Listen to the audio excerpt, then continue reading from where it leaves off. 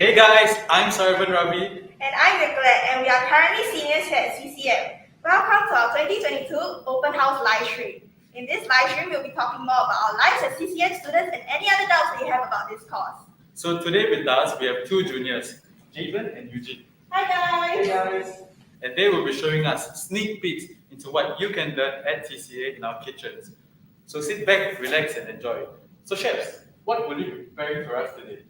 So for today, we will be showing you guys how to make fresh pasta as well as the typical cuts that you will see in restaurants that produce their own fresh pasta.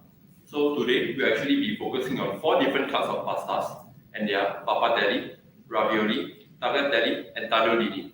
So let's not waste any more time and get into pasta making. Sounds good. Do look out for our Pasta Boys tips and tricks that will be listed later on. Pasta Boys, take it away. We'll see you in a little bit. See you guys. So what I have here is the ingredients for making fresh pasta. I have double flour, eggs, and olive oil. So what I'm going to start to do is actually create a well in the middle of my flour. And I'll add my eggs.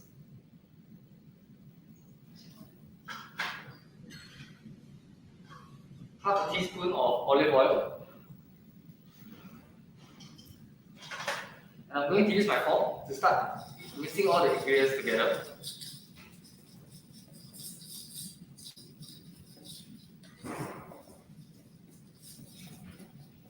So some of you might be wondering what double O flour is. So double O flour is actually your typical wheat flour that has been grounded to a finer texture. So this will actually produce a smoother texture to the dough after resting. Isn't that right, Javen? Yes, the fine texture of the flour really does affect the final product. So as you can see, it's starting to get a bit crumbly, and that is where we can start to slowly move on to using our hands to knead the dough.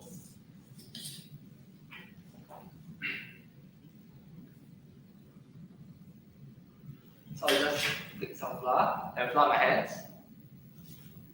and start getting to use my hands to knead the dough. So kneading is the most tedious process of making fresh pasta, as you have to knead continuously for a good 10 minutes to really allow the gluten to develop. So one tip I have is actually placing a wet cloth underneath the bowl so that you can knead the dough and then prevent the bowl from sliding around too much when you're kneading it. So Eugene, can you tell our viewers the difference between fresh and dried pasta? Well, the main difference between fresh and dried pastas is that fresh pastas contains eggs. So since eggs are perishable, they have a shorter shelf life of around 2 to 3 days, whereas dried pastas usually have a much longer period of shelf life. Since fresh pastas have a much higher moisture content, they require a shorter cooking time of around 1 to 2 minutes, depending on the thickness of the pasta, whereas dried pastas usually take around 7 to 11 minutes of cooking time. So for fresh pastas, it's actually quite flexible because you can form into any shapes that you like, whereas for dried pastas, it is actually soaked in a limited amount of shapes and sizes that you cannot change. So one thing I want to share with you is that many of the people will think that pasta is actually originated from Italy. However, the earliest form of pasta was actually made in China during the Shang Dynasty.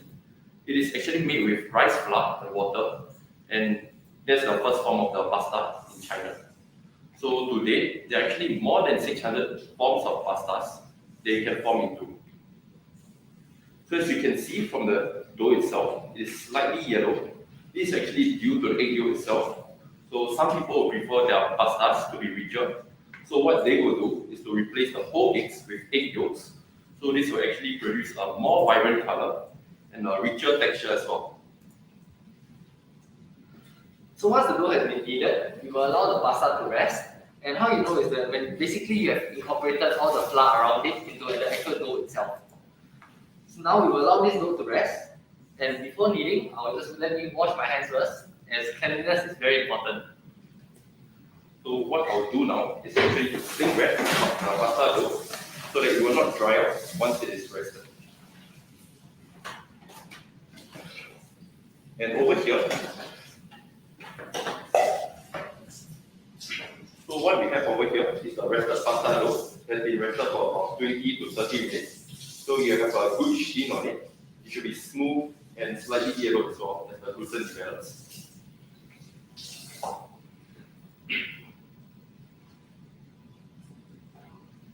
Thank you, Eugene. So now I'll be rolling out the pasta. So as Eugene mentioned, the dough is actually allowed to be pressed, so that when we roll it out, it will be much easier for us to handle.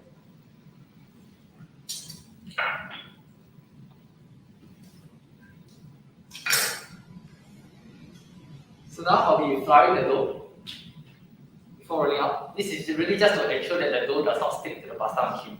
Speaking of which, this is the pasta machine that we have here. This pasta machine actually has 3 attachments. And basically the first attachment that we have is the pasta sheet roller, where we can control the thickness of the pasta, ranging from 0 to up to size 9. So right here we have the second attachment, which is a flat attachment to roll out our tagliatelle. And then we have the spiral one for our tagliatelle. So now I'll be flouring the dough, and I'll be actually kneading it slightly for it to get the shape to be rolled.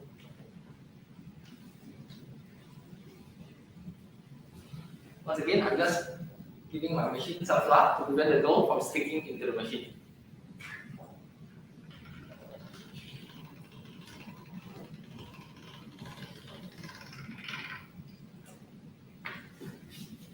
So other than double O flour, can we use other flour for pasta? Yes, certainly. You can actually use semolina flour. So some people will actually use half semolina flour and half double O flour. And since semolina flour is a durum flour, you actually have a better bite and create a better texture when it's cooked. However, one drawback is that you'll actually be harder to handle since the dough will be slightly harder. But actually, this will give a better bite compared to double O flour itself.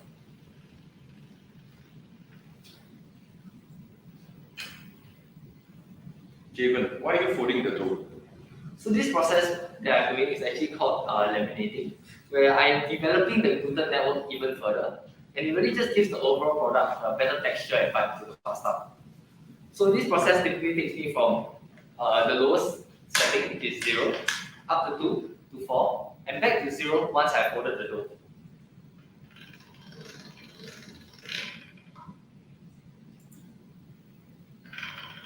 I noticed that every time you roll your pasta, you feed it into the machine twice. Why is that so?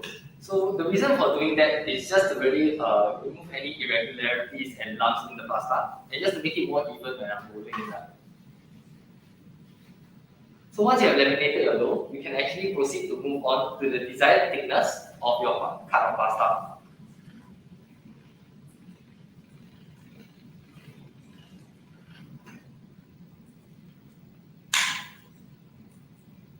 So what's your favorite type of pasta? So for me, my favorite type of pasta is actually pesto pasta with penne. So pesto actually is a sauce that gives a refreshing flavor as well, and some umami flavors to the dish itself.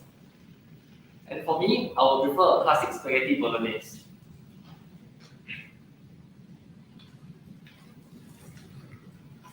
So what would you say is the hardest part of making a pasta?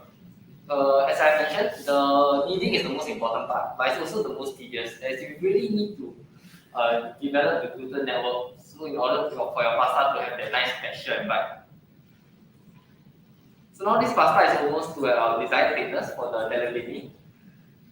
And what I'll do now is actually just go ahead and flour the pasta sheet once more.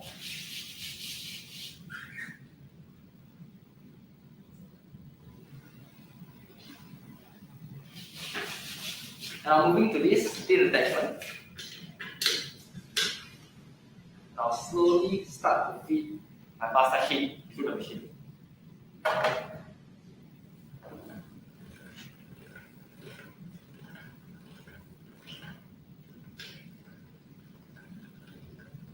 So that actually just looks like the mee kia that we see in our fishball noodle stores in hawker centers. Yes, so this pasta is actually quite thin. So typically we will use it with lighter sauces to go well with this pasta. So this is our first pasta, the tagliatelle.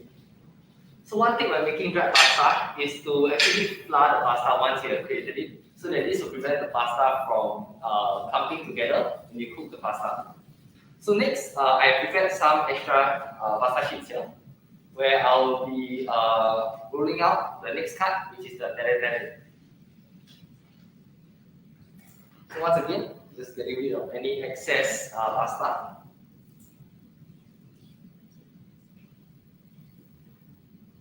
I'll be changing to the flat attachment.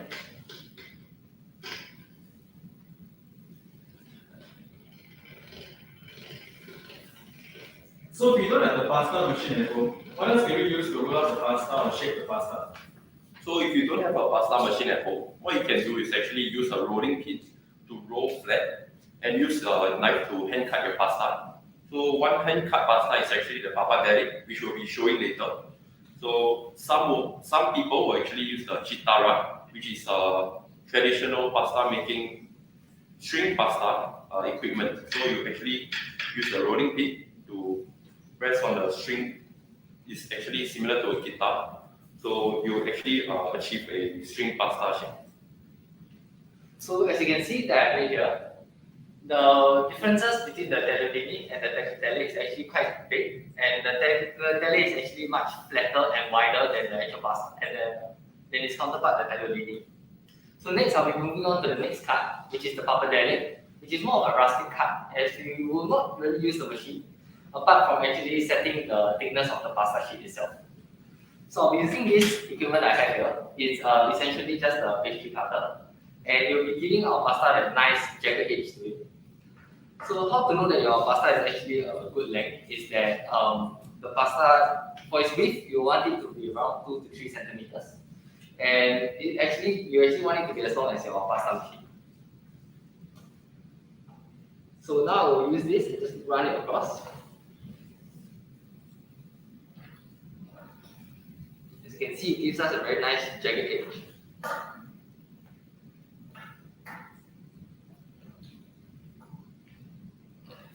How long can I keep fresh pasta in a chiller? So for fresh pastas, you can actually keep them for around 2 to 3 days in the chiller. And if you want to freeze them, you can actually keep them for up to 2 to 3 weeks to freeze them just for the best usage. As you can see, it's actually much wider, and this requires no use of the machine as well. So this pasta you can actually do at home. Another way to do it if you don't have this fancy pastry cutter is actually just using your knife to actually cut the pasta. However, that will result in a straight edge on your pasta. So once again, you will flour the pasta. Before letting it rest, so that it prevents any clumping of the pasta. Ever heard of pasta made from potatoes? Yes, pasta made from potatoes is actually called gnocchi. So some people might want to sieve their flour when they make gnocchis. So this is actually to make the gnocchi fluffier, since they are pillow shaped, so they will have a fluffier texture. And gnocchis are actually not handled a lot, so it won't actually disrupt the gluten developed in the dough itself. So next, I'll be moving on to making the ravioli. So for today's ravioli, we actually have prepared a prawn filling. So what ravioli essentially is basically just a stuffed pasta, and there are many things that you can actually stuff it with. But today we decided to go simple with a prawn filling. So right here, I have my prawn mousse inside a piping bag, and I'll be essentially just piping a decent size amount in this pasta dough. What other type of filling can I put in the ravioli? So another classic filling that you can add in is actually spinach and ricotta. This is a very classic filling that you see outside in restaurants, as it's one thing it's easy to make and it's very delicious. So usually how many hours do you spend in the kitchen?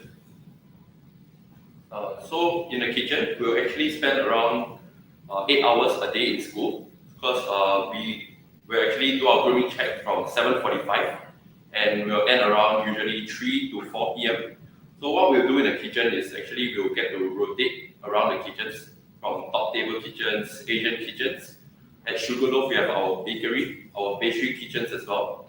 And we also go to our skills kitchen, which is our production kitchen, where we'll make sauces, soups, examples such as the sauce morning, some beef stock, we'll make chicken stock as well. Yeah. So next, once I fill the pasta sheet, I'll be going to lay the next sheet, which will help to seal our pasta inside, essentially creating our stuffed ravioli.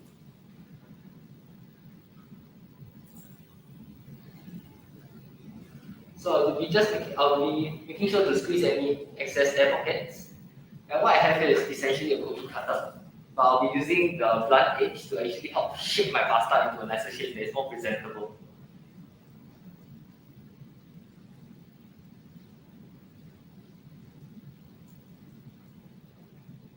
Can I make raviolis in different shapes as well?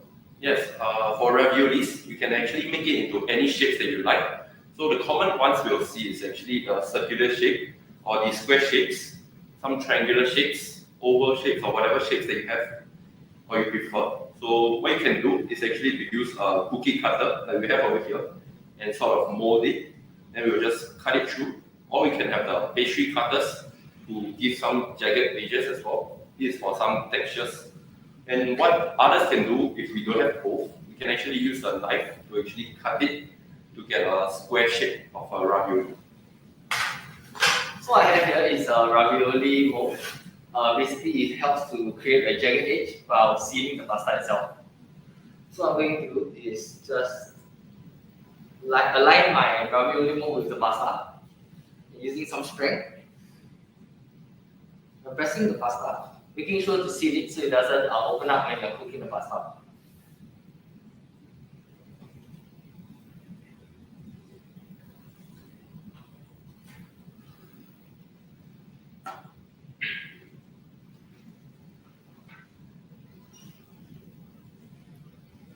So what are some of the experiences in the kitchens that you can never forget? Some amazing experience I have in the kitchen is that I get to bond a lot with my classmates. So in year one, we actually didn't get to bond with our classmates since all our classes are technically online, and only towards the end of the year, we'll actually go back to the school and meet our classmates for our lessons such as economics and principle of management. So in year two, it was actually more practical. We had our culinary practicum for the entire sem of 2.1. So we actually spent 8 hours a day in the kitchen, and technically we have spent half of our semester with my friends and our classmates. So this actually helped us to bond together as a class. I find it quite interesting because I don't think other courses have such practical lessons. So your pasta mold has uneven edges, just be sure as you just remove it to make it slightly more presentable.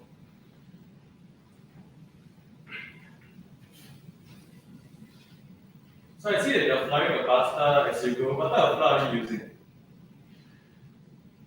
So this is actually a double O flour as well, but you can use technically any type of flour. Since we are using double O flour for our pasta, we will actually use the double O flour for our bench flour.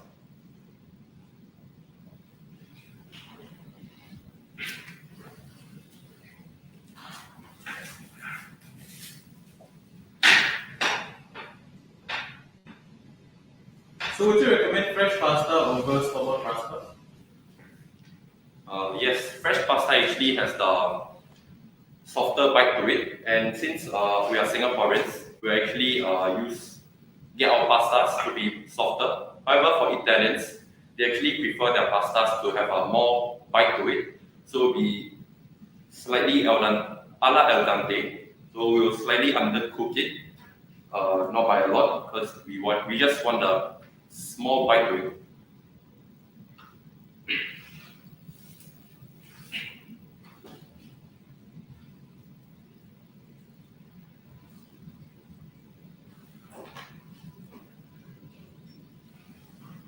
So just remember to clean up the sides of the pasta.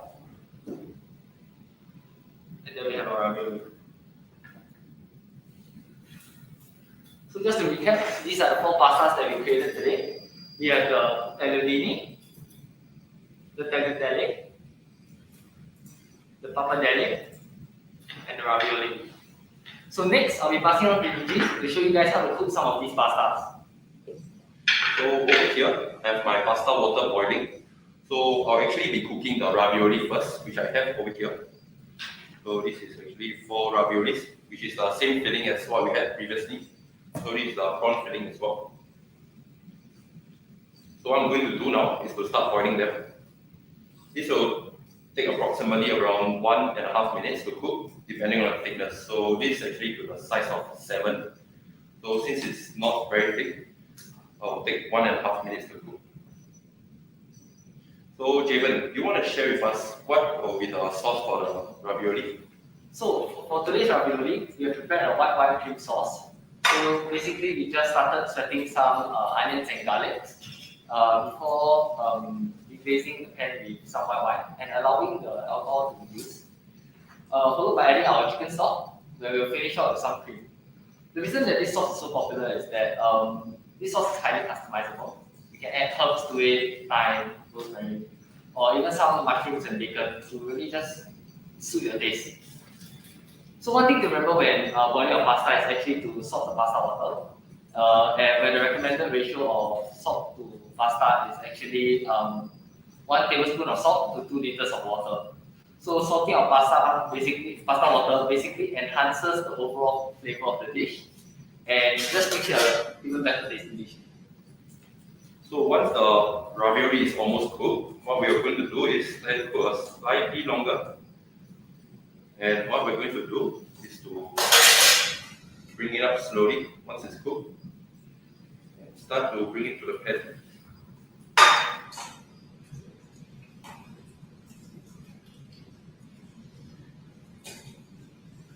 As you can see.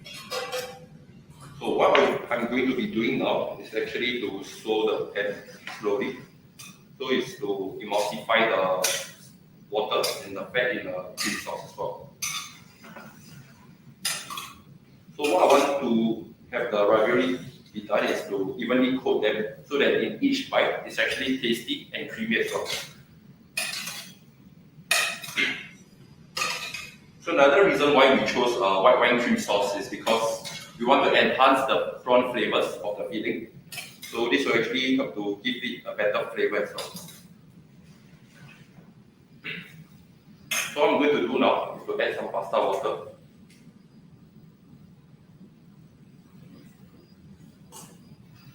Swirl them slowly.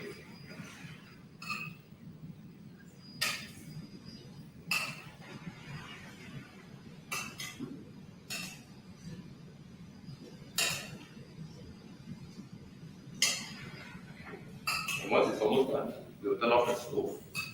And what we need to do now is to start the plate.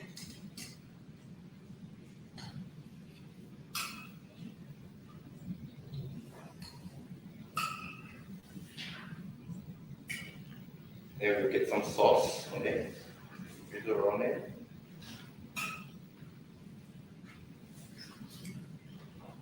Not too much of it.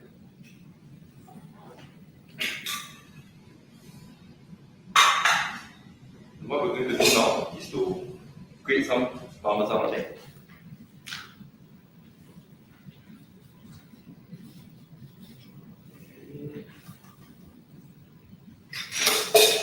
Some black pepper for some color. And we'll finish off with some chopped chives.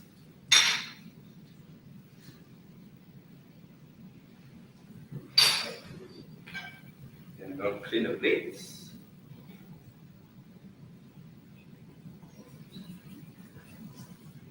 There we have it, our white wine cream sauce with ravioli.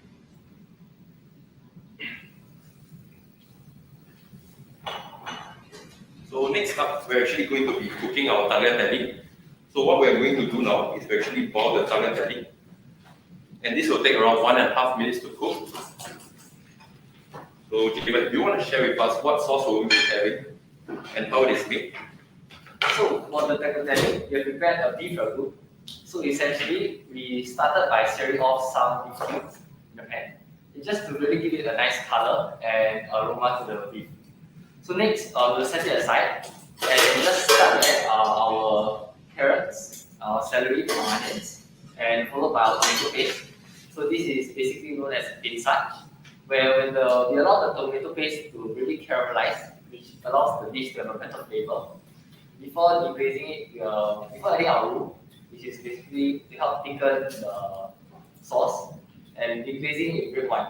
So once the red wine has been reduced, we will start to add our beef stock and a sachet de piece to essentially just help to flavor the dish even more and give it a better flavor profile. And what a sachet de piece actually is actually an aromatic pouch which consists of parsley stems, dried bay leaves, black peppercorns, and yeah, so you just really allow it to simmer for a good 1 to 1.5 hours. Okay, so once the pasta is almost boiled, what we are going to do is to just wait a few moments and bring it to the pan. As you can see, this is our tagliatelle. So what I'm going to do now is to slowly toss them and make sure they're evenly coated with the beef chunks. So why I chose a meatier sauce such as the beef ragu is that the tagliatelle, since it is a ribbon pasta, you actually be able to cling onto the meat chunks, and this will actually give both a burst of flavor and texture as well. And if it's too thick, what you're going to do is to add some pasta water over here. This will actually help to emulsify it as well.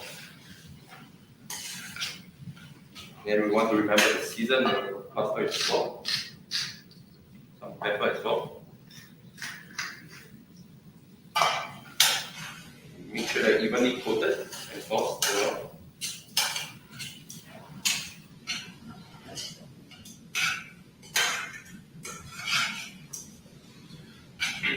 And once it's evenly tossed, what I'm going to do now is to start to plate. Okay. So what we're going to do is to take the noodles and start to plate first, followed by the beef chunks.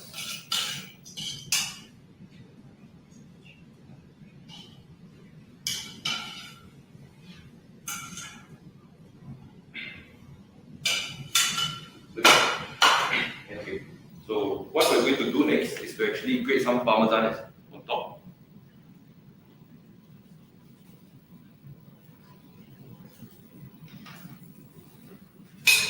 And we'll finish off with some deep fried basil.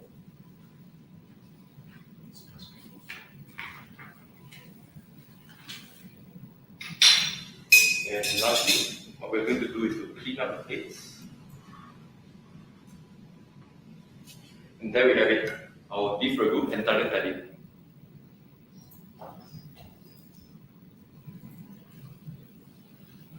So this is actually two different cups of pastas with two different sauces. So Sarvan and Nicolette, come and let's take a look at what we have made here. Guys, it smells amazing in the room. Oh my gosh, look at that, guys. You guys see the food? Thank you, pasta boys. The pasta smells so good, and I can't wait to dig it later. Okay, enough about pasta. So, Sarvan, tell me more about your life as a CCN student. Ooh, let's start from year 1 poly then. Our journey here was so incredible. Year 1 we took business modules like accounting, economics, law, and even more course specifics like food knowledge and science, and even introduction to gastronomy. Yes. So in these modules, we learn about how the business industry operates. We learn about how economic plays a part in a business structure, how management takes place, and not only that, since we just completed our internship, we were able to see how these modules are working on a day-to-day basis. We were able to see how, with the COVID pandemic in place, with the restrictions in place, how economics and business management are so essential for companies and hotels to work and succeed in this industry. So Nick, what about yourself? I heard you went to Japan. That's right. So in year 1, I was very lucky. I managed to go on the overseas study trip to Japan, Shizuoka. In Japan, we climbed the famous Mount Fuji, and that really tested all our stamina as chefs. We were so out of breath trying to reach the top of the mountain.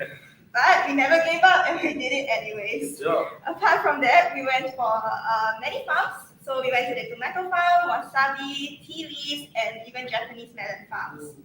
Apart from that, there were also trips to the fish market. So we managed to see how their local Japanese actually sell the produces that they make from farms. The highlight of the trip for me was actually being able to go to an unagi farm. At the unagi farm, we were all brought to this little pond and we all rolled up our jeans to go into the pond to catch some real life unagis. Oh my god. It was such an interesting experience. Never would I have thought I would be chasing an unagi in a pond. It was a little bit messy because the unagis were kind of slippery, but in the end we managed to catch the unagis. Oh, they must have been so good, right? Yes, that's right. After we caught the unagis, the pros actually taught us how to cut and cook the unagis. The unagis were served over a bowl of Japanese rice and with a side of miso soup, which is a staple in Japan. Oh, I wish I could go there now. Right, with the VTL, maybe you can go soon. Maybe. So Alright. apart from Japan, our year one experience was actually really great. We had orientation as well.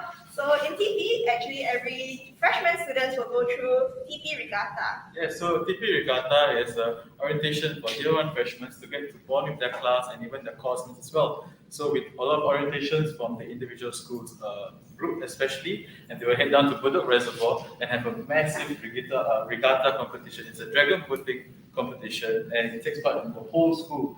Everybody's there in such a lively event, but this was before COVID, so just to remember what happened. Yes, I remember losing my voice the next day.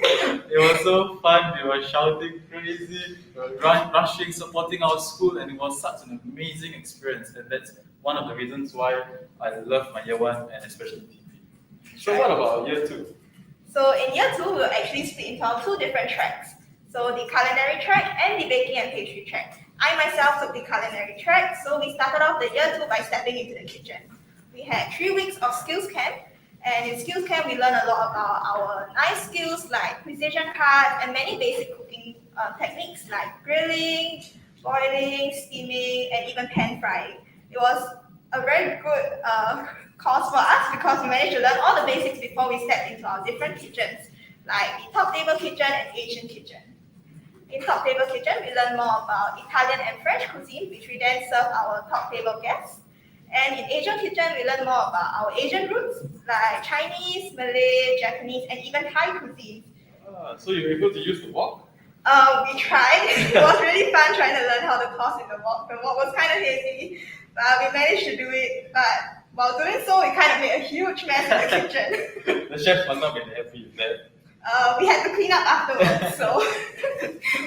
What about you, since you went for the baking and pastry route? So similarly to culinary, we do have a 3-week skills camp where we learn the basics of pastry, like methods like folding, creaming, lamination, and even learn how to make simple creams and muses as well. And we also have knife skill and precision cut. So after completing our 3 weeks skills camp, we will then head off to the 4 major kitchens: production, top table, bakery, and pastry. So starting off in productions, we learn how to mass produce cookies, muffins, pound cakes, and macaroons for our Sugarloaf Cafe. And after completing productions, we headed up the top table where we learn how to do beautiful plated desserts. We learn how to play with colors, shapes of desserts, and even the choices of plate as well. So after completing top table, we head down to bakery. So in bakery, who doesn't love bread? Right, I feel like bread is such a staple here in Singapore. Exactly. So with bread, with our great lessons involved, we learned how to do how to play with yeast, the ratio between yeast, and we learned how to make amazing breads like baguette, focaccia, and sourdough. So before I continue, we have actually got a question with us. How long has CCM been around? So CCM has been around since 2007, and we're still going strong, and we're always going to be going strong as well. So moving on to our pastry kitchen, we were taught by an amazing chef who has taught us how to do authentic, proper French pastries like Paris breads, eclairs, opera cakes, all those chocolatey goodness. Can you remember some of them? It sounds delicious. I wish I was there to eat it. Definitely. I remember learning how to make the opera cake. Yes, with all those sponges and the coffee, buttercream, it was such an amazing experience. And after completing our pastry kitchen, that's when we actually were able to go to service as well, right? Oh, that's right. So apart from our culinary and baking practicum, we also take service practicum. In service practicum, we learn more about the difference in fine dining and casual dining services. We learn a lot about front of house protocols and how to do things such as wine service, barista, bartending, and many other front of house needed things. Yes, and not only that, in service, we also learn how to do wine service, which was a once in a lifetime experience.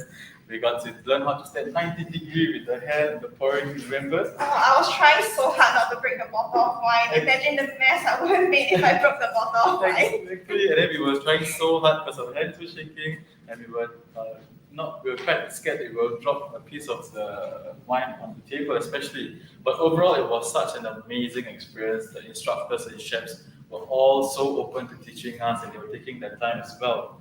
So, as we mentioned earlier about Top Table and Sugarloaf, Top Table is actually a training formal dining restaurant, and Sugarloaf is a training quick service cafe. Both of these are run by our service practicum students, culinary and baking practicum students. So the whole team is actually run by students. So if you are in the area, do pop by to Sugarloaf and Top Table. the food is amazing because we have cooked it. Yes, and it's really good. So we know the food is good, so please come and try as well. So now that we are in year 3, we have actually completed our internship. So Sarah, tell me more about your time in internship. So I was fortunate enough to take part in an internship at a 5-star hotel, Rasa Sentosa Shangri-La, and I worked under amazing chefs. They taught us how to do all sorts of stuff. So I was located in pastry kitchen. So I went through a la carte, buffet, and even special functions like weddings, baby showers, and most recently we hosted the Mobile Legends tournament as well. Oh, I've actually heard about the event. It was a really big thing. Yeah, so we had people from Russia, Portuguese, Italy, Vietnam coming to our hotel, and it was such an amazing interaction with them, with all our different cultures, and we even had some foods based on their culture as well. And we got to do some Italian desserts, some Vietnamese desserts, and it was such an amazing experience. And definitely during our internship, we made mistakes, right? I cannot count the number of times I've messed up something in the kitchen. Exactly. So, but the chefs were also willing and open to teaching us how to better ourselves, and that has to be the one of the best experience I can ever ask for. So, what about you? I heard you went to a 3 Michelin star restaurant. Yes, that's right. I had the huge opportunity to be able to intern at a 3 Michelin star restaurant, Les Amis. Les Amis is a French fine dining restaurant that focuses on French hot cuisine. At Les Amis, I was posted to the Gamma J station, which does a lot of cold appetizers like their signature cold angel hair pasta with caviar. Ooh, sounds so good. Right? Over there, I learned so many things like plating and how to do all their intricate, detailed platings. It was such a great experience to be able to work with fresh ingredients and premium ingredients every day. It was such an honor to be able to work with such talented chefs and run alongside them during service. So meanwhile, while we're going on to the live show, please keep your questions coming as we are more than open to answer every question you have. So moving on, there are so many opportunities here in CCM, and apart from our regular curriculum, our school also sends students to participate in competitions.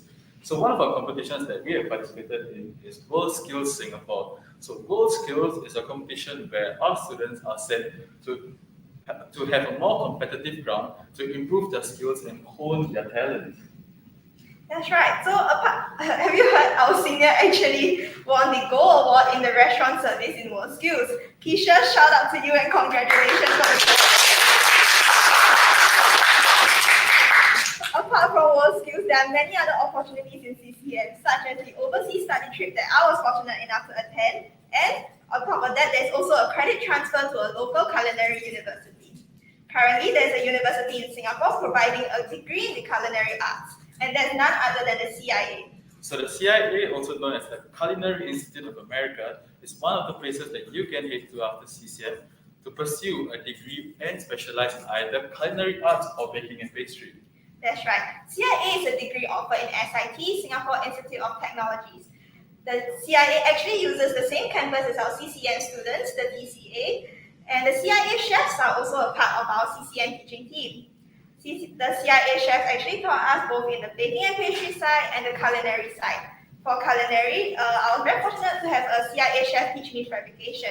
How to fabricate the different meats, deboning a chicken, filleting a fish, dry aging, and even sausage and bacon making. Oh, so your mom must be quite thankful that you learned this course then. That's right, I can help out with the cooking at home. I mean, where else can you do bacon and work at home? Right, the only time you will really make your own bacon is if you join a culinary school. Exactly, so do join us if you like bacon. So, similarly to Nicolette, baking and pastry also had a CIA chef to come down and teach us, but our lesson was on chocolate tier. And who doesn't love chocolate? Right? Sounds heavenly. Exactly. So the chef taught us how to do molding, tempering, carving, and we were even able to make entrecôte, which is a traditional chocolate cake, chocolate mousse cake as well. Sounds interesting. Maybe you can make it for us one day. Definitely. I mean, there's a kitchen right behind us. We can hop in and do a second Chef, lunch. can we use the kitchen later? We can have a second lunch demo then. Sure. Yeah, so, I mean, also a fun fact that we learned about that day was that chocolates have two characteristics, alpha and beta. Did you know that? I never knew that. All I know is that when I get a pack of chocolates, I will rip it open and eat it. And I think I speak for like 90% of the people on the planet. Okay. So before we continue, there's a question from our audience. So what type of flour and cheese did we use for the pasta? So for the cheese, we use Parmesan and ricotta, and also it's a type of hard cheese as well. And for the flour, we actually use a double O flour. Yes. So moving on, when we did chocolatier lessons, we were able to learn more about chocolates and not just the basic tempering that you see online. We were able to get a more deeper understanding about them as well. So another question popped up is, what is the ratio of water to the dough? So 100 grams of flour to 1 egg. So that's the ratio that we have used right behind during our live show. So if you're going to try and make up fresh pasta, do give it a shot with this ratio as well. So yes, what else did we learn in culinary especially? So we actually had a wine and beverage lesson, which was probably, I think, one of the highlights in our year 2. Definitely. So in wine and beverage lesson, we actually learned more about the different types of grapes, the origin of the wine, and how the aging process affects different bottles of wine. Apart from wine, we also learned about hard liquors like vodka, gin, and how all the other spirits are made. Definitely, and we were fortunate enough to have a proper tasting of some of the expensive hard liquor, and we were able to get a more clearer understanding of the complexity and flavor of them. And we were even able to identify how we can use such hard liquors or wines for our cooking as well. So, what is the definition of gastronomy? So gastronomy can be split into two terms: gastro, which means the stomach, and nomos meaning the law. So nomos meaning the law. So we are able to learn about the story of food, the significance of it, how food tells a story. And during our lessons, our chefs also, our instructors told us more about the story about the food, how it came about, certain types of food like bread, story behind it, and we were even able to get a more clearer understanding. So now when we finished that module in year 1.2, in year 2 when we got into the kitchen, we were able to be more understanding about the food concept, and that really made our experience in year 2 amazing. Another question that we got was, how many times has CCM won the Best Culinary Institute of the Year? So let me give you a hint. So 5. So yes, we do.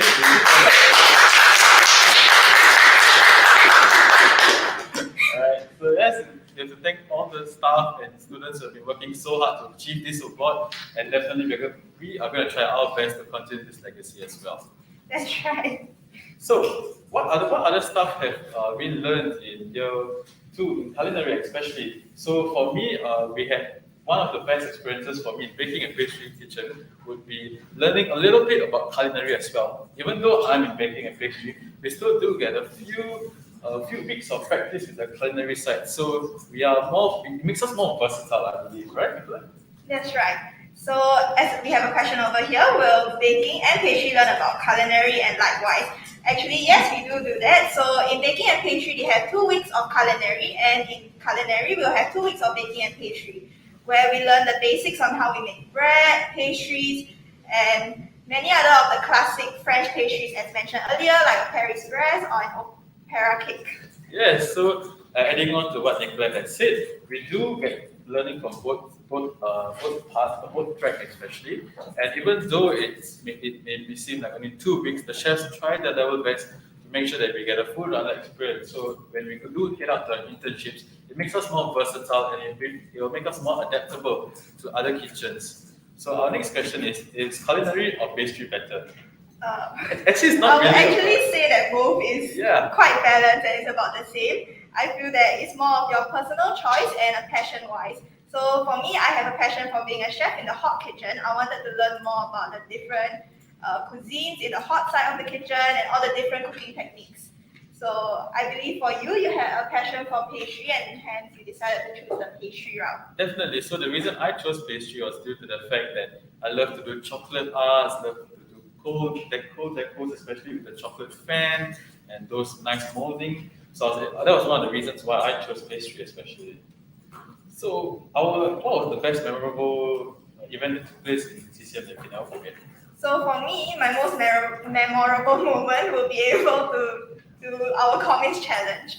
So for comics challenge, I believe baking and pastry has one as well. For the curry side, we were given an option to make an appetizer, a roast beef dish, and a fresh pasta dish. So for my group, we did a Caesar salad, a roast beef with ratatouille, and for our pasta dish, we did a seafood tomato pasta.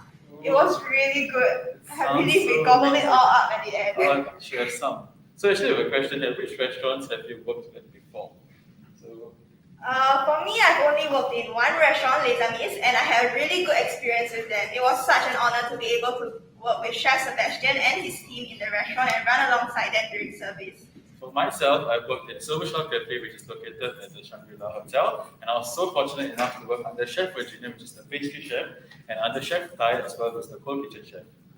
Yes. So moving on to our commis challenge. Oh, yes. So at the end of Comics Challenge, we managed to gobble up everything, and it was a really good meal for all of us. Yes. It was a very good experience for us to work together, as our group mates were actually randomized. So we didn't get to choose our group mates, but lucky for me, my group worked together really, really well, and I'm still really good friends with them right now. And Fred, not even if you're on pastry track as well, you do also have a commis challenge. But for us, it's one chocolate-based dessert, one fruit-based dessert, and then mignardes, which is also known as a petit four, usually served during tea time. So my group, we did a creamy, rich chocolate tart, which is still now I can still taste it. Have any left? I would love to eat We it. actually can make some right now.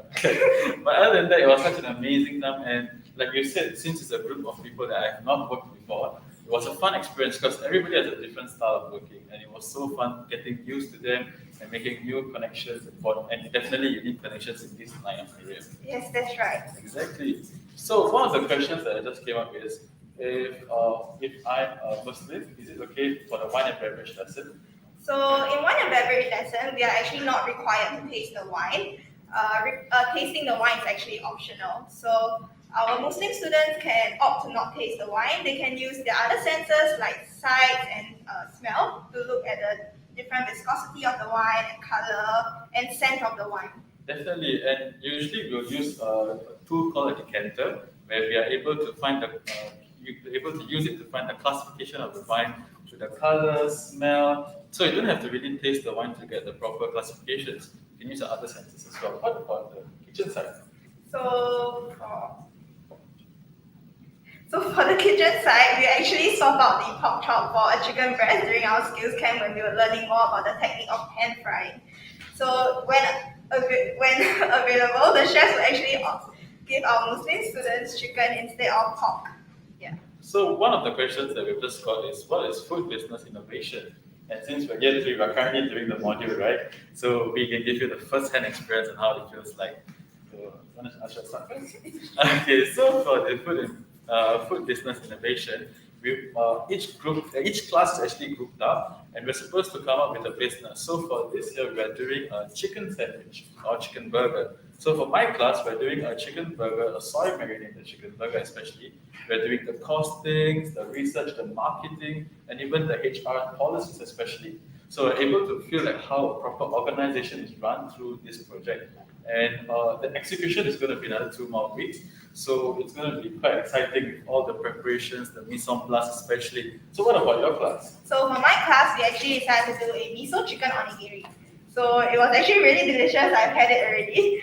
It was basically 2 layers of rice wrapped in seaweed with a miso chicken and a wasabi mayo coleslaw in the middle. So it still has a little bit of a refreshing bite to it. I heard your side dish is even better, the tofu ponzu. Oh yes, that's right. So we did a cold tofu ponzu with ginger ponzu sauce and bonito flakes on the top. Oh, If you are in the area, do pop by and support our CCM business.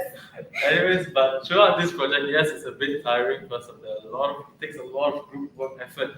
But again, it's a class effort, so everybody comes together and we work hard to get their class grade going, especially. So we have another question coming in. Is it hard to get into CCM? So I took the EAE part. So for me, it was more of an interview and passion-based program, especially. So during my interview process, I needed to do a write-up on the website to land an interview here. So I got together some of the details of how my passion grew, or my potluck meals with my family, but this was definitely before COVID. So on Saturdays, my family would get together and we do major potlucks, and then I wrote that all into my report, show how my passion grew, what my ambition was. And that's how I landed an interview in TP. And when I did come to my interview, I believe you have to prepare a portfolio, am I right? Yes. So the portfolio was an amazing time making it because I got to take pictures of all my items, of all the dishes that I've made before, collecting all of them, and it was such a fun time because I truly showed who my passion was and who I was as a person to get into this course. So what about yourself? So for me, I went through the JAE route. So JAE is a lot simpler process. Basically, you get your O-level results. You'll be given a website to key in your choices of which schools and courses you would like to take. And from there, I obviously put CCM as my first choice because I wasn't planning to go anywhere else. And lucky me, I got it. Yeah, so it's all about the passion as well. So just because I went through AE and she went through JAE, as long as you have the passion for it, it's good to go. So another question is that how much are our school fees? So an estimated for a Singapore citizen would be for a year 2,900, and for a full 3 years would be 8,700 as well. So yes, we should continue with our wonderful experience in DP, right? Yeah, so for not only that, our job opportunities are endless, right? Yes, that's right. So after graduation, we actually have endless job opportunities since we take such a wide range of subjects from wine and beverage, food costing, management, service practicum, and even Kali practicum. We actually go far beyond just being a chef since we are exposed to so many areas in the F&B sector. So many of our alumni have actually started their own successful food establishments such as the Fat Cat, Burning Oak, and even Smile Barbecue. If you haven't checked them out, do go and give them a visit and try their food. It's really delicious. Yes, so answering one of the questions that just came up, can you share some success alumni stories? We just stated 3. So we have Smile Barbecue that's actually located at Botanic Gardens. So they actually started out by testing at Casa Verde, which is under Les Amis as well. So he started by pitching the idea of having a Texas-style barbecue in Singapore since it hasn't really been done before. And for him, he managed to make it work, and now he actually opened his own restaurant at Botanic Gardens. Yeah, so if you guys haven't given it a shot, please head down to Botanic Gardens and give it a try. Because the food, I can tell, because I've tried it before and it's very good. Yeah. So, yes, continuing from our job opportunities, it's actually quite endless. Like Nicolette stated, the few modules that we have taken allows us to have a more variety in our future job opportunities. With marketing in one of our modules, we're able to have a full rounded experience, and we're not left behind anywhere, especially. So if you like wine, you want to go for a sommelier, it's also possible, especially. That's right. So when was the Temasek Culinary Academy established? So that's a very good question. So one of the questions for when the Temasek Culinary Academy was established would be in 2007. Sorry. But yeah, it was established in 2007, and we have been going strong actually for quite some time already. For 15 years. For 15 years actually. Okay.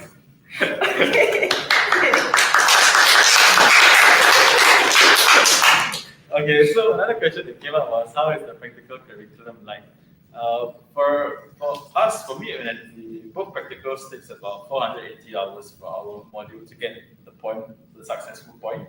So during the modules, during that 480 hours, we do come back to school and have home-based learning, so we learn how to do practicals, knife skills, cooking, and even theories behind how to make a proper cake, especially. And for Nicolette, she definitely learned about how to cook a steak medium rare, right? Yes, that's right. The different temperatures and how to cook steaks differently. There are many different ways to cook a steak, but the classic way will be on a frying pan. So one of the questions that just came up was how has COVID impacted the curriculum? So COVID has actually impacted our curriculum by making many of our subjects go onto home-based learning. So especially those non-practical subjects, you'll have e-tutorials and e-lectures online.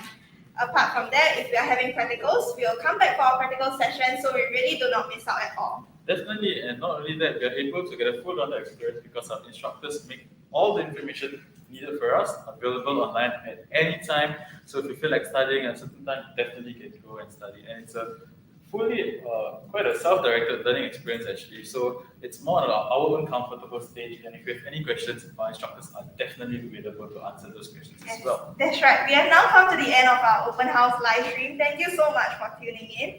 Do check out our TP website. And Instagram link as It's well. the CCM Instagram link page. Our chefs and lecturers are available for e-consultation after this. The link will be placed down below. Right, so one more time before we forget, please follow us on Instagram and make sure to like all our pictures because those pictures are taken a lot of time and hard effort. So before we go, Kevin all said thank you for the hard work for both the HTM and CCM for making this live event possible. Alright guys, thank you. Bye guys. Bye. See you.